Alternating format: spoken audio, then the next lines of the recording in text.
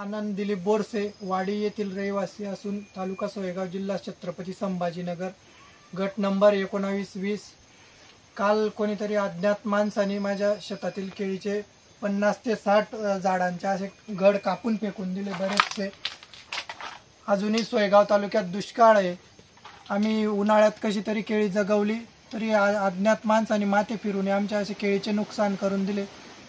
तरी शासनाने आमच्या काहीतरी मदत करावी किंवा त्या इसमाला तरी पकडून पोलिसांनी बंद करावे। आम्ही कशी तरी केळी जगवली तर आमचं जीवन केळीवरच आहे। शेती आज आमचा प्रमुख व्यवसाय, दुसरा काही व्यवसाय नाही। आणि मागच्या वर्षी पण दुष्काळ मागच्या वर्षी बी दुष्काळच।